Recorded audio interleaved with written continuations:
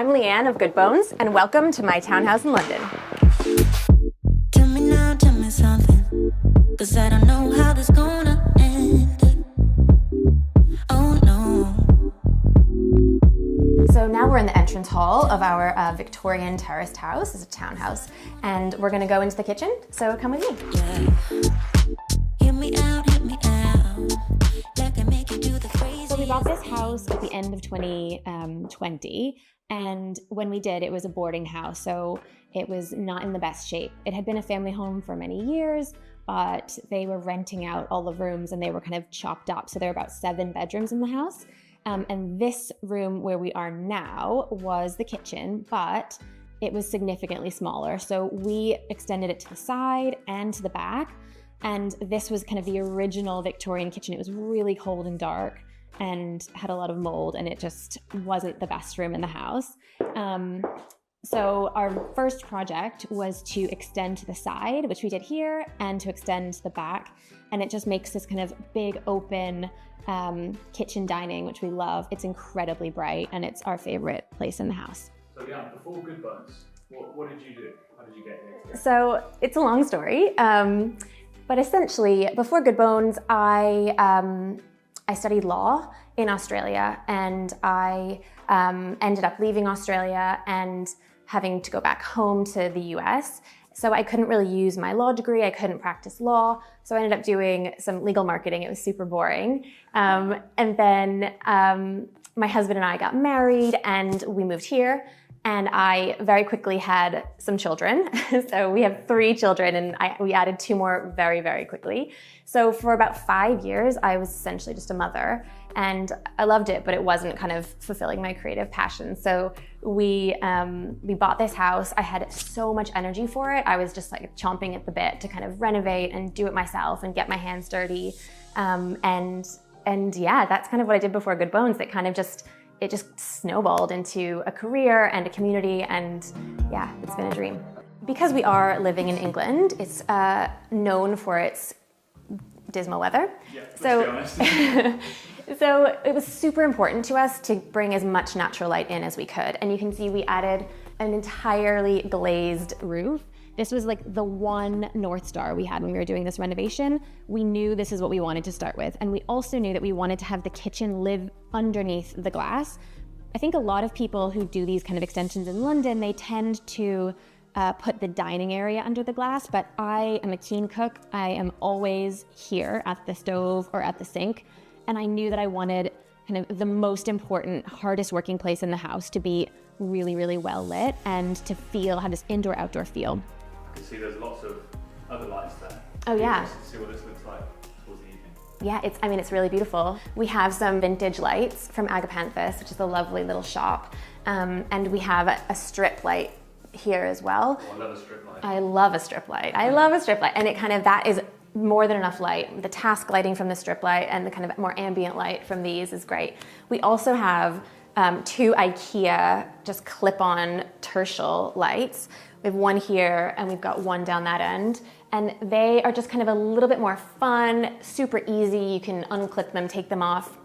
And they provide super task lighting for the stove, the range cooker, and for kind of that kind of working area down there.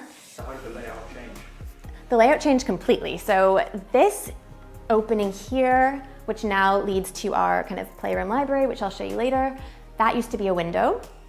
And this area where I'm standing now was outside. So there was a wall here with a window. This was kind of a side alley. And the kitchen actually started all the way back here. This was where the kitchen began. We decided to add on some utilitarian parts of the house into this darker space here. It did make the kitchen smaller, but it gave us a coat closet, a downstairs toilet, and a pantry. So 3 things that I absolutely would recommend to anyone who can fit them in. I think it's worth losing a little bit of space for the things that are incredibly important. What's in the pantry? Oh, do you want to see the pantry? The pantry it's one of the best parts of the house. So the pantry, not only is it pretty, it's just so hardworking. So we have kind of all of our tea, coffee, breakfasty bits And we have our beautiful matching Arc kettle, which I just love so much, and our Mocha Master, which makes American-style filter coffee. And then my husband Eric's absolute favorite thing is this Sage coffee machine, which is just incredible and enormous. What's that paint in there, like a mustard? Yeah, it's called Muga by Paint and Paper Library, and I just love it. I'm not a huge bright color person in general. I don't do a lot of bright colors in my projects, but something like this, like a little jewel box, it's really, really easy and a great place to inject a ton of color. You can shut the doors and it's not there, and then when you open them, it's just a fun thing. We also have tucked under here a microwave, a toaster on that side, so everything kind of small appliance related is tucked in here. When you open up the doors, it very much feels like part of the kitchen, and then when you close them again, it feels very tucked away. So the island in our kitchen is perpendicular to the kitchen, which is kind of unusual, but we did it this way because of the location of the pantry. And this island, it looks like a vintage piece that we found, but actually we had it made by the incredible Monkey and Bird. They make the most incredible pieces. They also restore antiques, but this is completely new. And we kind of wanted it to look like an old shop counter, and I think they did an incredible job. How did they go about making it look sort of 80s? So they added on these corbels and the beading and the molding and the bun feet, and I just asked for it to be black. I didn't specify a specific black, and then they kind of just worked on it and aged it, which is great for a busy household, because if someone knocks into it, if something happens, it doesn't really matter. It already looks like it's lived a million lives, so it's wonderful. And if you come on this side, I can show you kind of the ins and outs of it. I designed it to be the way it is because we have this really lovely collection of old Le Creuset that were either kind of from my parents or I bought them on eBay, and I love the flame color and how they pop, so I really wanted them to be on display. So we designed these shelves to fit them and to fit kind of things like baking trays and cutting boards, and we have like really useful storage in there as well. So it's a really beautiful piece, and it's also designed specifically for what we needed it for. The worktop was not included, so we put this worktop on after, and it's the same stone as the rest of the kitchen. It's a Bianco Eclipsia quartzite. I think it's from Brazil. So it's a natural stone, much like marble, but it's much harder wearing. So I really like marble in a kitchen, but my husband was like, that is not happening. It tends to scratch and stain, which I don't mind, but to play it safe, we decided to go with a harder wearing natural stone. A compromise. It's always a compromise. But this is an incredible slab. I love it very much. And it has a leathered finish, which just means that you can kind of feel the natural imperfections in the stone. Our amazing worktop guys, who I always use PGQ, they found the slab and fitted it for us. They put this beautiful OG edge on that kind of mimics the OG edge on this vintage apothecary that I got from my dad. So yeah, this guy is my most prized possession. It is, I think, probably about 150 or 200 years old, from Denmark.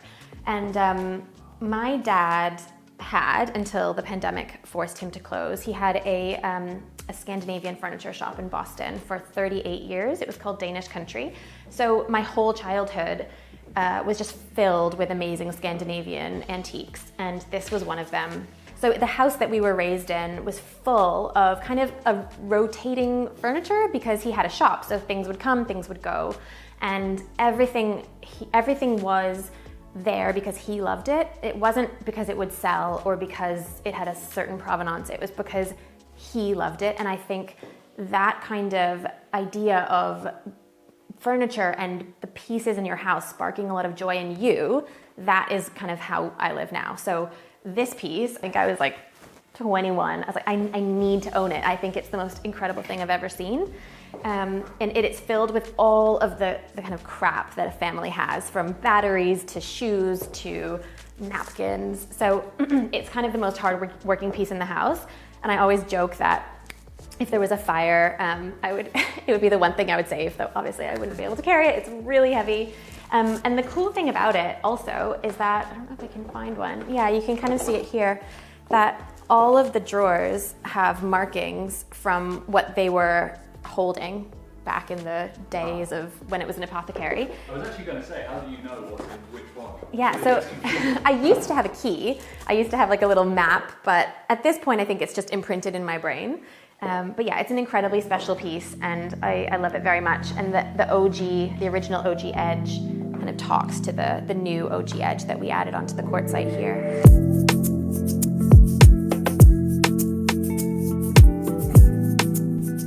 So now we're in the dining area, which is another extension that we added onto the kitchen. This originally was outside. We have more vintage furniture in this section. I really love mixing kind of vintage and modern. Also, it's often much cheaper and harder wearing, so yeah, it just really works for a busy family. This table was in my dad's shop, and we brought it over from Boston. I love it. It has a lacquer on it, so our kids can't destroy it. And this incredible wavy settle I found on Instagram, where else, from a vintage seller called Stowaway London. That they have amazing stuff. And we kind of originally were thinking that we might put a built-in bench in this section, but once I found that, we just knew that we needed to have it. So we kind of designed everything. Where that was from? Like, what was it? No idea. So cool. Yeah, so cool. It couldn't have been a church. It's way too fun. So yeah. I think maybe a pub. I genuinely don't know, but it is just incredibly fun. It's got some stories to tell. It has some stories. It has some like weird scratching on it. Like who knows? It's very cool, but also completely indestructible, which is helpful when you have a lot of kids. So another thing about this section is we wanted it to be kind of like a Victorian orangery. I have a lot of plants, as you can see. I love houseplants. I love gardening when the weather's a bit better. So I knew this place had to house a lot of greenery. So we have just massive wall of glass and here as well. We wanted it to feel like it was sympathetic to the age of the house, which is probably it's probably from around 1895, something like that. Maybe 1885. Anyway, it's an old house. We don't have the exact records. But we added this kind of traditional glazing with lots of rails in order to make it feel sympathetic and less just like a box added onto the back. The plants kind of flow from inside to outside then too. You've got this green on both sides. Yeah, exactly. And in the summer and the spring, most of these go outside. So we have the doors open quite a lot. The windows are open and actually, almost all of these plants live in the garden most of the time. This little section here also is a funny kind of accident of the building job. So I knew that we needed a place to keep our glassware, our kind of not everyday glassware, and things like, extra wine and napkins and candles. So I found these doors on eBay. And I asked my builders if they could kind of build in a cupboard here because we had this thicker new wall and this kind of thinner old wall, and there was going to be a step between them. So I wanted that step to kind of become something. But it was something was lost in translation, and I thought they were going to build it up and have it connect to the ceiling, but they didn't. So I had this funny gap on top, and actually it's ended up being the perfect place for my rainbow candle collection.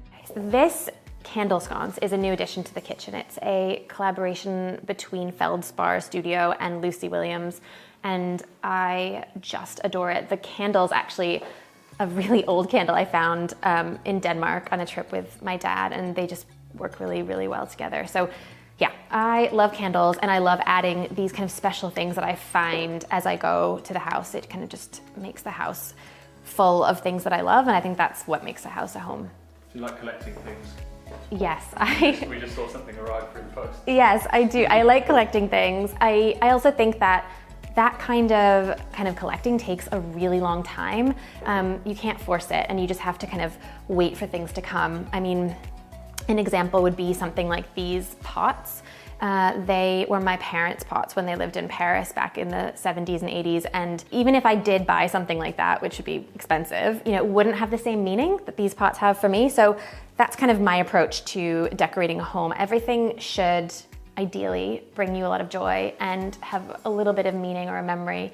And yeah, that's kind of the way that I like to decorate my house. Okay, so this is the true boss of the house. This is Kato. He is our 5-year-old cat, and he's a love bug. He does not like the cold weather, so he's almost always inside. Yeah, on the heated floors. We have underfloor heating in the kitchen, and he, yeah, really likes it. I think we made it for him. So then this kind of part of the kitchen, this is the side of the pantry, and then this is behind the toilet, which is on the other side.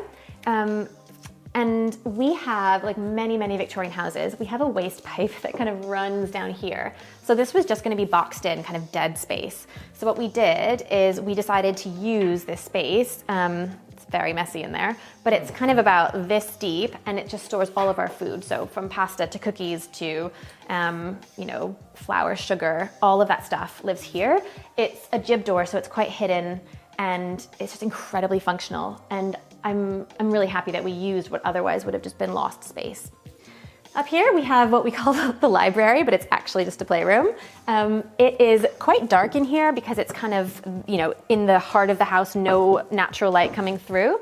It's the middle room, which means it's the room that is often forgotten. These terrace houses usually have a front room, a middle room, and then kind of the kitchen out the back. So in our case, we didn't want this to be the forgotten passageway to the kitchen. So what we did is we turned it into like a really hardworking room, actually. So it holds all of our books, and I think it feels really lovely because it's completely full of books. But it also has the TV and all of the kids' toys. So it's actually the room that they probably spend the most time in. So now we're in the formal kind of front room of the house. It has a big bay window. It has the original fireplace, and it has incredible kind of cornicing and moldings. It also has the original picture rail, which we use. We kind of use picture hooks and ribbon to hang our art in here, which is wonderful. These double doors actually are not original. They were another eBay find of mine. I love to troll eBay at night. And I kind of whitewashed them in the same way that I whitewashed the original skirting board and the woodwork on the windows. And they're massive, so we actually had to have the builders place them off in an offset. They're not exactly centered on the wall because I knew I needed a piece of furniture to live in that alcove. So I didn't notice that until you said. Yeah, because oftentimes people do put doors here, but then it prevents any furniture from going into the alcove, so we had to be really strategic. And this room has a mix of kind of mid-century furniture and kind of more antique Scandinavian furniture. We have this really beautiful Victorian fireplace. It's a job we haven't really gotten to yet in the house. It's a beautiful Carrara maybe marble.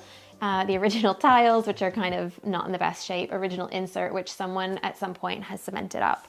So this might be a project we take on in the near future. I would love to put a working fireplace in here, but that will be maybe for next winter.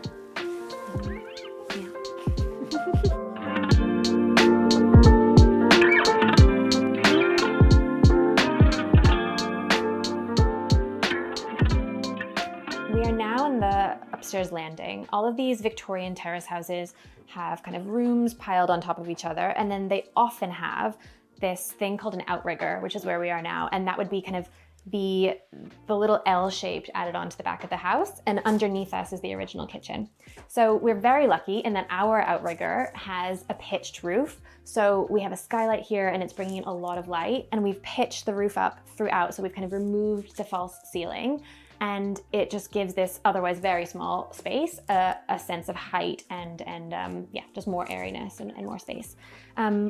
Because we are American, we knew we needed a laundry room, and we knew we needed one kind of closer to the bedrooms, which is the traditional place to put them in the US. So we carved a utility out of the landing, and it's incredibly useful. We have a washer and a dryer, and we have a sink that I bought after a few too many glasses of wine on eBay one night, and it's lovely. As you do. Yeah, I just put a bid up and fell asleep, and it was my sink in the morning. And through here is our home office. When we bought the house, it was the only bathroom in the house. It had really low ceilings. It had an enormous kind of corner tub that was full of mold. It was a really unpleasant room. So we pitched the ceiling up, and we left some of the beams and decided to paint everything in this kind of lovely mid-brown. The reason for that was a lot of the brick. So it was a bathroom that was a brick bathroom. It was a bit odd, but we decided to leave a lot of the brick exposed and paint some of it and leave the rest of it. And I just really like the mix of materials that we have. This light was actually in my parents' garage for a really long time. And I think my dad had never managed to sell it, so it's mine now, and I love it. It's a rise and fall. You claimed it. I claimed it. It was still in the box. It kind of goes up and down. Oh, wow. It's really, really cool. I actually think I've hung it incorrectly. It's supposed to be, this rise and fall mechanism is supposed to be kind of closer to the wall, but I like it this way. I like the way that when you walk into the room, you see the beautiful silhouette. My husband generally works from this room because it's a little bit dark for me. I need to see all my samples and have everything out in front of me. And we've just made this desk for him. Our builders kind of cut pieces of birch ply and I stained them.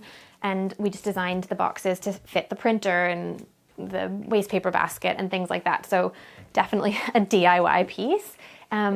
And yeah, in general, this room is kind of dark and cozy, and I hope one day, maybe when our kids have left or we have some more rooms to play with, that this could be the TV room. I just imagine it would be amazing with kind of a big cozy sofa and a TV because it's so dark and cozy.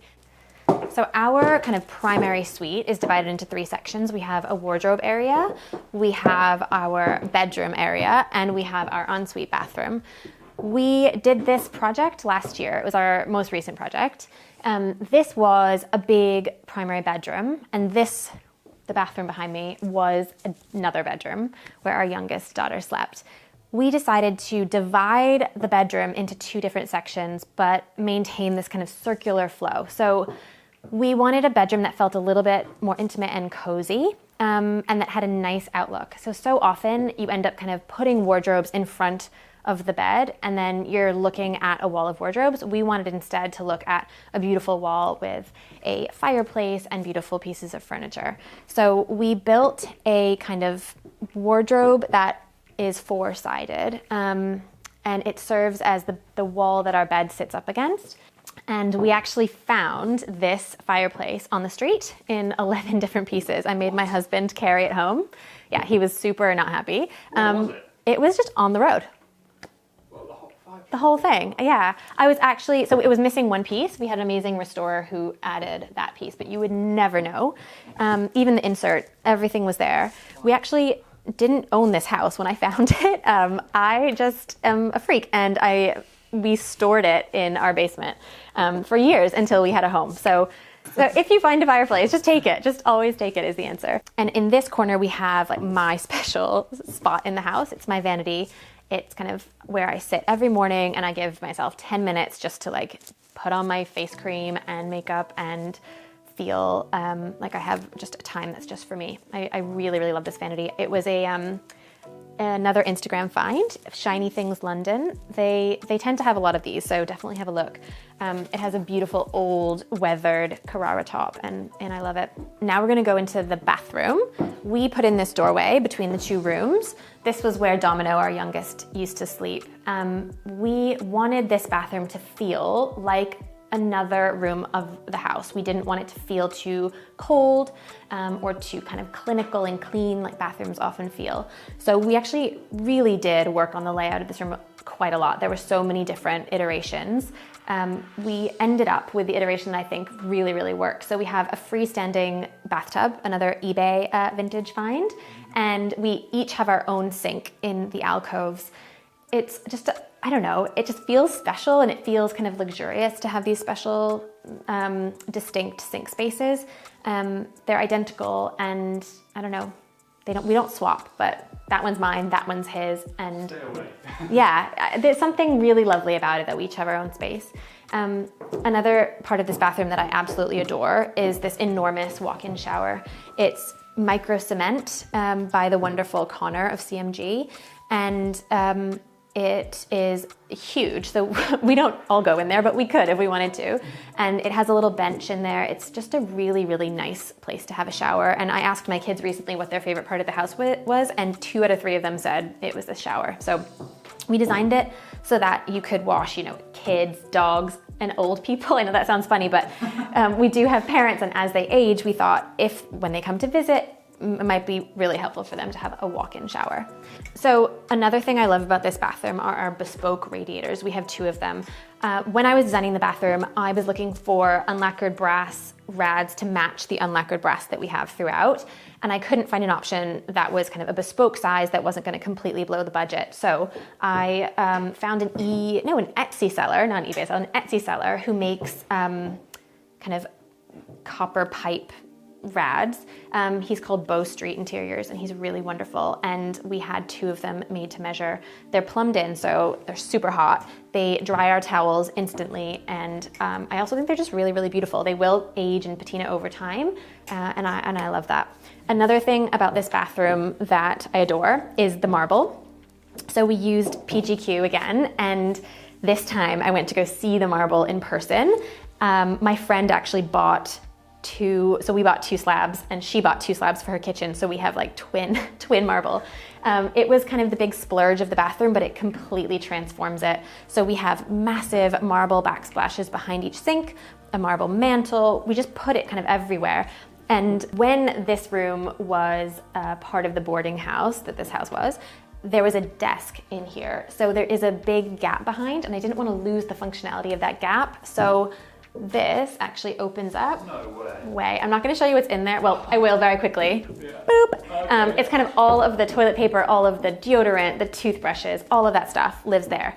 That's so cool. I was actually thinking like, there's not a lot of storage in here. Yeah, Really I know. cool. People always ask, where's your toothbrush? Like, everything is in there, and it just is a way that we can keep everything quite clean and tidy and have an absolute ton of storage in there. One of the things that I love about this setup is the flow. So we're leaving the bathroom now, walking back into the dressing room, which also connects to the bedroom. And I just love that the bathroom has 2 entrances. So you can kind of enter through the bedroom, exit through the hall. And our dressing room is kind of the same. So you can kind of come into the bedroom dressing area and go straight into the bedroom, or you can come in here. So we built this joinery last year, and we designed it specifically for our needs. So we have a his side, a her side, and lots of drawers. All of our kind of medicine and things live here. We made this a bit more shallow so that the door could open properly. And then we also dropped down the last set of cupboards so that it wouldn't obstruct the window. And it forms this lovely vignette, I think, with a mirror and the light coming through, and I think it's really beautiful. I painted this in a kind of I call it a custom color, but it's actually just a mix of 2 different colors because I was obsessed with finding the right kind of burgundy. So it's half a RAL color, RAL 3004, which is my favorite red, and I use it everywhere, mixed with Scarlet and Rust, which is a paint and paper library color that's very, very beautiful. We have these really pretty pooky lights with the rattan shades, and they cast a lovely shadow on the wall. And then the entire room and these wardrobes is painted in, I believe it's Wayfinder by Atelier Ellis, and it's lovely. And so the flow of this room is really special. You can kind of walk all the way around the wardrobe bed section. So no one is ever at a dead end, and I really don't like dead ends in design. I like to be able to keep flowing and walking, and I think it makes for a much more like pleasurable experience in the room when you never have to turn around and go out the way you came in.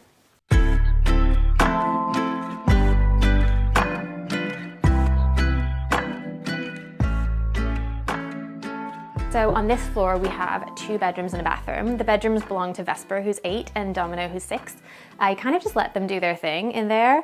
They're very, very sweet rooms, and they really show their personalities. And then through here, we have the girls' bathroom.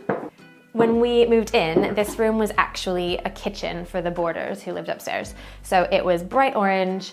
It was really kind of disgusting, and we actually used it as our kitchen when we did the renovation downstairs for about 8 months. So we're very grateful that we had it, but also very grateful to get rid of it. Because this is a bathroom for 4 girls, we decided just to lean right in. So we painted it pink. We've got some burgundy and pink kind of accents everywhere.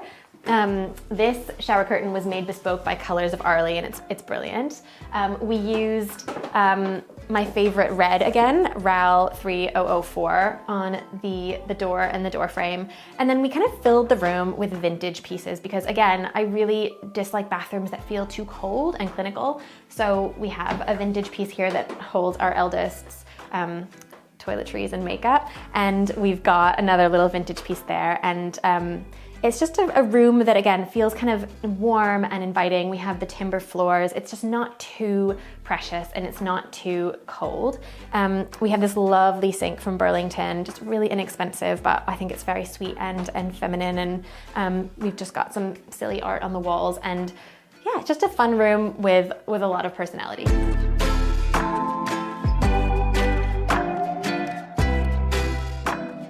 So up here, we actually have 2 more bedrooms and a bathroom, but we just haven't really gotten there yet. So it's a big house. We're kind of taking it in stages, and I'm currently planning the next stage, which will be upstairs. Nice. And you're obviously very passionate about period properties. And so for somebody who was, equally as passionate, wanting to invest in something like this, but maybe a bit overwhelmed by how much work goes into creating a home that's modern enough to live in, what would you say? Would you do it? I would definitely do it. Definitely do it. Just remember, you have to take it in stages. Well, no, you don't have to. Most of us have to take it in stages. I actually think having kind of budgetary restrictions, time restrictions, having to live in the property when you renovate, these can all be blessings in disguise.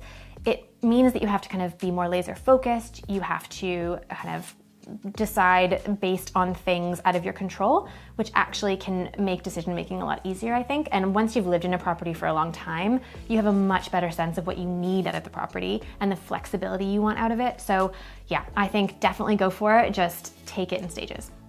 Good advice. I started my Instagram Good Bones London when we moved in about 4.5 years ago now. And I started it because I really was looking for a community with fellow renovators and people who cared about homes and decor and just like the DIY aspect of renovating. And my family didn't care at all. So I was so lucky. I have now an amazing community around me. And I think I kind of joined in order to get information, and now I feel I'm lucky enough to be able to be giving it.